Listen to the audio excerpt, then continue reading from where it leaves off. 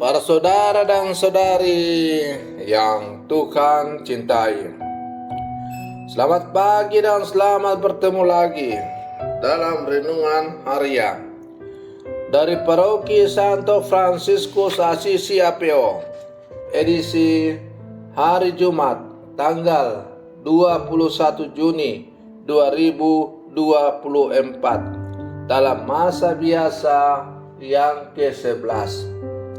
Hari ini Gereja Semesta memperingati peringatan wajib Santo Aloysius Gonzaga, seorang biarawan. Mengawali hari yang baru ini, kita hendak mendengar dan merenungkan sabda Tuhan. Marilah sebelum kita mendengar dan merenungkan sabda Tuhan, kita berdoa. Dalam nama Bapa dan Putra dan Roh Kudus. Amin. Allah Bapa sumber karunia surgawi, dalam diri Santo Aloysius Gonzaga, Engkau memadukan kemurnian yang mengagumkan dengan semangat pertobatan. Semoga berkat jasa dan doanya, kami pun dapat hidup dalam semangat tobat dan kekudusan. Bersabdalah ya Tuhan, kami siap mendengarkan. Terpujilah Engkau Bapa, Putra dan Roh Kudus, kini dan sepanjang segala masa. Amin. Para saudara dan saudari yang Tuhan cintai, sabda Tuhan yang hendak kita dengar dan kita renungkan untuk mengawali hari yang baru ini diambil dari Injil Matius pasal 6 ayat 19 sampai 23. Tuhan bersamamu. Inilah Injil suci menurut Matius. Dalam khotbah di bukit berkatalah Yesus, "Janganlah kalian mengumpulkan harta di bumi, mengingatkan karat akan merusakkannya, dan pencuri akan membongkar serta mencurinya. Tetapi kumpulkanlah bagimu harta di surga. Di surga, mengingatkan karat tidak merusakkannya, dan pencuri tidak membongkar serta mencurinya. Karena di mana hartamu berada, di situ pula hatimu berada." Mata adalah pelita tubuh. Jika matamu baik, teranglah seluruh tubuhmu. Jika matamu jahat, gelaplah seluruh tubuhmu. Jadi, jika terang yang ada padamu gelap, betapa gelapnya kegelapan itu. Demikianlah sabda Tuhan. Para saudara dan saudari yang Tuhan cintai, Santo Aloysius Gonzaga yang pestanya kita rayakan pada hari ini berasal dari keluarga bangsawan atau orang yang kaya. Ia sendiri merupakan ahli waris dalam keluarganya. Keluarganya senang bertengkar dan bertarung. Akan tetapi ia sendiri merupakan pribadi yang halus dan rendah hati. Ketika rekan-rekan seusianya asik membangun karier, bersaing untuk memperoleh kedudukan yang tersohor, ia memilih menjadi religius atau biarawan, membina diri dan dibentuk seturut kehendak Allah, seumpama besi yang ditempa oleh Allah sendiri. Akhirnya ia wafat dalam usia yang masih muda, yaitu 20 tahun, karena tertular sakit dari orang-orang yang ia layani. Para saudara dan saudari yang Tuhan cintai, Santo Aloysius Gonzaga sungguh-sungguh menjalankan sabda yang disampaikan oleh Yesus dalam bacaan Injil hari ini, sebagaimana diperdengarkan oleh gereja.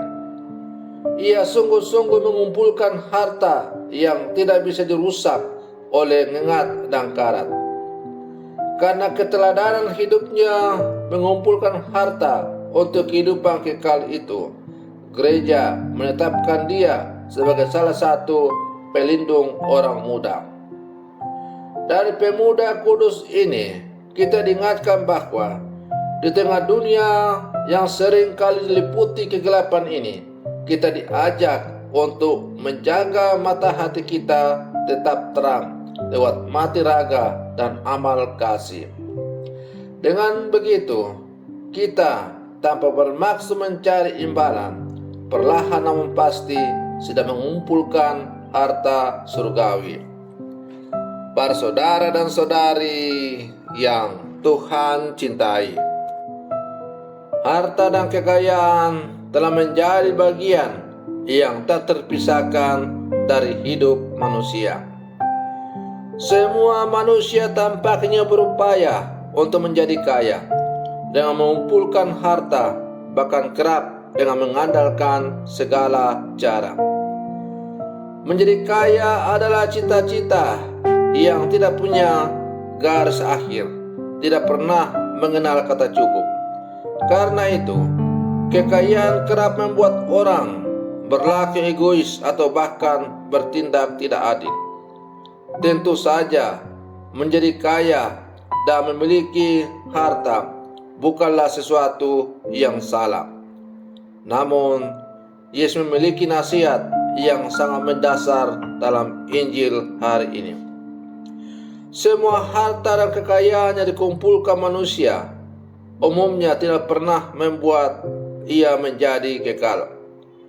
Seberapapun kayanya seorang manusia, ia bisa tiba-tiba saja mati. Kekayaan hanyalah sementara. Karena itulah Yesus menganjurkan agar manusia bertindak cerdas dalam mengumpulkan harta. Bahwasanya harta dan kekayaan perlu dikejar adalah harta yang bernilai kekal. Namun soalnya adalah, harta dan kekayaan yang bernilai kekal itu apa? Para saudara dan saudari yang Tuhan cintai, jawabannya ada dalam baca pertama pada hari ini melalui Rasul Paulus. Harta dan kekayaan yang kekal itu adalah iman akan Yesus Kristus. Iman itulah yang dihidupi Paulus melalui pewartaan dalam segala kelemahannya. Para saudara dan saudari yang Tuhan cintai, mengumpulkan harta atau berjuang menjadi kaya bukanlah sesuatu yang salah. Bahkan saya dengan jujur mengatakan bahwa setiap hari mendoakan agar umat semakin banyak dan berjuang untuk menjadi orang kaya. Bukan hanya kaya, tetapi sungguh kaya raya. Mengapa demikian? Karena hanya dengan orang yang banyak kaya, maka bisa berbuat sesuatu untuk pengembangan hidup menggereja. Maka tidaklah salah untuk menjadi kaya dalam hidup ini. Yang penting adalah kita sungguh-sungguh sadar dan semakin menyadari bahwa dalam mengejar kekayaan itu, kita selalu mendasarkan diri pada takut akan Allah.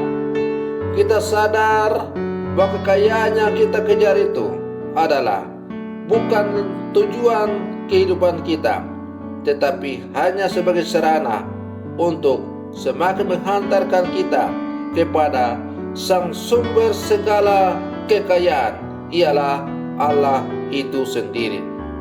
Maka semakin bersatu dengan Allah adalah merupakan kekayaan tertinggi yang harus kita kejar dalam seluruh kehidupan kita. Dan karena itu perjuangan kita untuk mengumpulkan harta dunia ini hendaklah semakin menyadarkan kita untuk menghantar kita bersatu dengan Tuhan.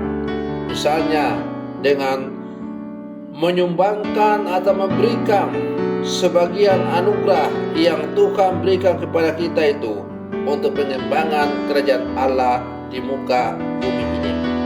Kita sadar bahwa segala sesuatu yang kita peroleh, kekayaan yang kita peroleh, itu hanyalah semata-mata anugerah dari Allah yang dititipkan kepada kita. Maka anugerah kekayaan yang Tuhan berikan kepada kita itu, kita pergunakan kembali sebagian untuk membantu pengembangan kerajaan Allah, pelayanan gereja di muka bumi ini. Para saudara dan saudari yang Tuhan cintai, maka mari kita berlangkah maju bersama, kita berjuang untuk semakin menikmati hidup yang semakin baik dari hari ke hari.